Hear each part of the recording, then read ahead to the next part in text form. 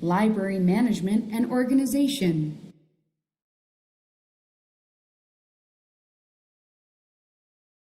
There are many ways to set up a classroom library, and yours will depend on both your preference and your grade level. Your organizational system should also allow for flexibility, as you will likely want to create new sections as you get to know your readers better throughout the year. Think about the various collections that you would like to include. What will be of interest to your readers? What topics will you cover during the school year? What are some favorite authors this year? What are students buzzing about most recently? Color-coding bins is one way to help students know where to go when looking for books, but you might also prefer to label by author name, subject, or genre. However you organize your library, it is essential that you help your students become familiar with the system so that they can navigate the collection and shop successfully for their preferences.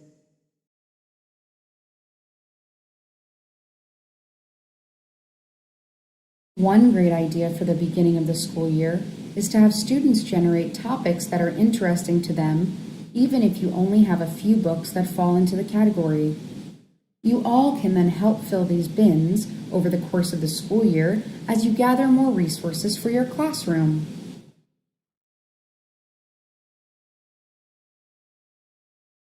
Be sure to organize your library in such a way as to allow easy student access to all of the books.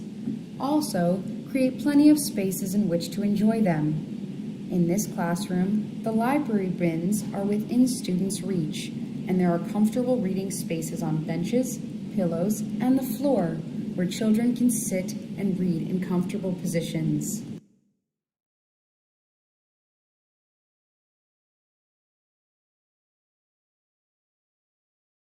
By now, you may be asking where you might get this large collection of books. In many schools, there simply isn't the budget for large book acquisitions each year. A classroom library, however, is so important that it is worth the effort to create one. Many studies show a direct and strong correlation between ready access to books and strong academic achievement. Classroom libraries are particularly important for those students who may not have access to books at home. So, where can you go to help beef up your collection? It may take some creativity, but there are many options. Visit the book fair and take full advantage of parent donations. Consider applying for grants and government programs. Watch for sales at your local library and hit up some tag sales. Approach retiring teachers. Also, to keep your titles fresh and exciting, consider rotating some through various classrooms.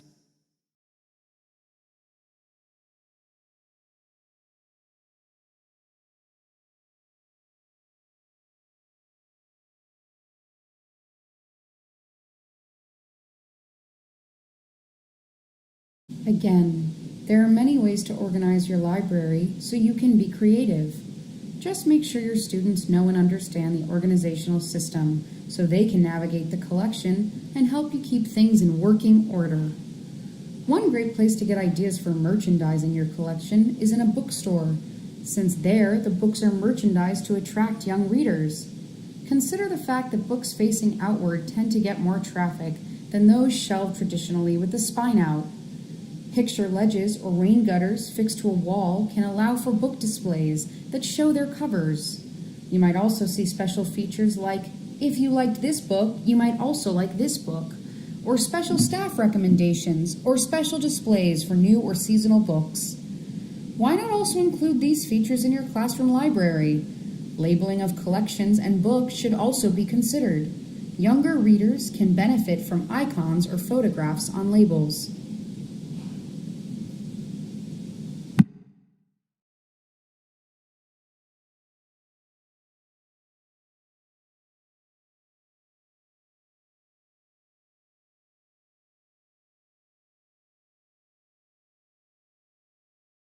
When categorizing your books, it is helpful to divide the books into broad genre categories.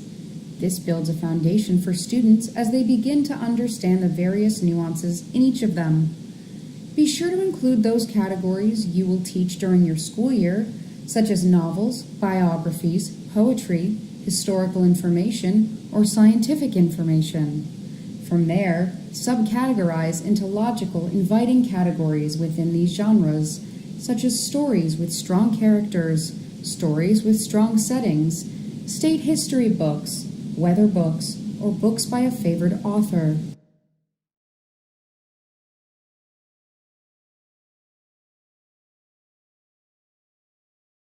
You can also organize the books by genre, including literary or informational topics. Here are a few ideas. Again, be sure to include those that best match your curriculum for the year. This way, students will not only have plenty of choice reading options, but also options for using as examples and references for the learning they are doing in every subject.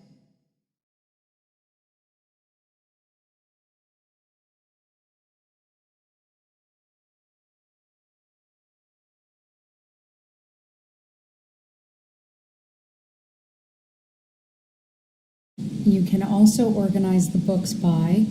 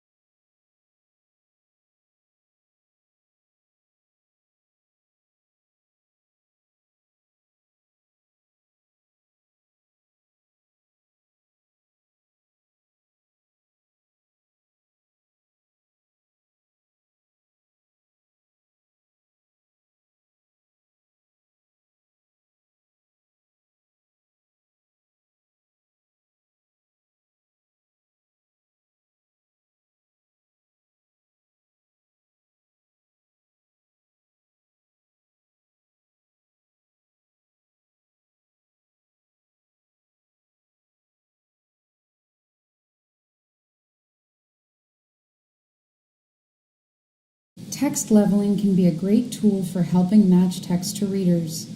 It is recommended that your classroom library include a subsection of leveled books.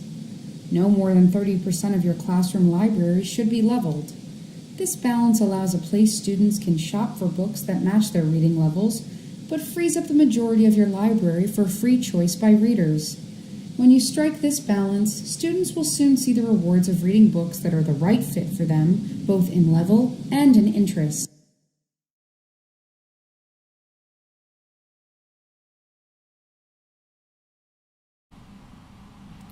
Goal setting. Take a moment to set a goal or two for your classroom library. What broad genres would you like to include? What subcategories would make most sense in your classroom?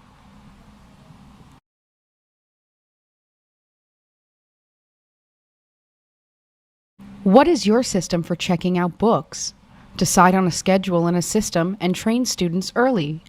Practice and create an anchor chart that reminds students of the system. One idea is to host a shopping day each week where students collate their independent reading texts for the week. The teacher reviews the plan for reading work that week, and students select books that fit well within the plan along with their choice books. For example, the teacher might suggest that the reading work for the week will be in historical fiction, so students will want to include at least one historical fiction book in their collections that week.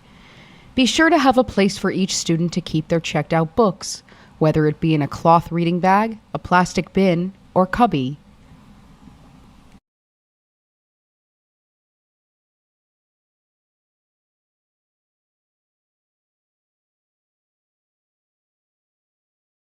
What are some systems for students to return books? Remember that the classroom library belongs to the classroom community, and it is precisely because of this that the entire community should take on the responsibility for taking care of it. Students will be much more able to do so if the library system is planned ahead of time. Label each book and its bin for easy return. Train all students to return books, or train a cohort of students to take on this classroom job, or have a central return bin and return them yourself. Have a book hospital for injured books, a box labeled hospital, and give students or parent helpers the job of getting books repaired and reshelved as quickly as possible. It is worth dedicating time throughout the year to teach many lessons on the management and organization of the classroom library.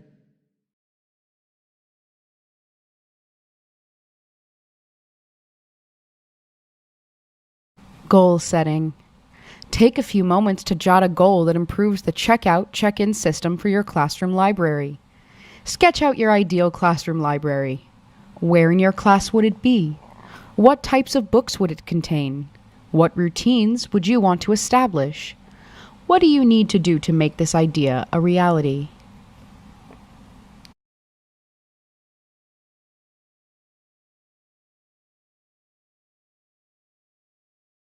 Ask someone at a different school, how do you organize your current classroom library? What technology do you use? How do you assess student reading levels? How have you matched students to appropriate texts in the past?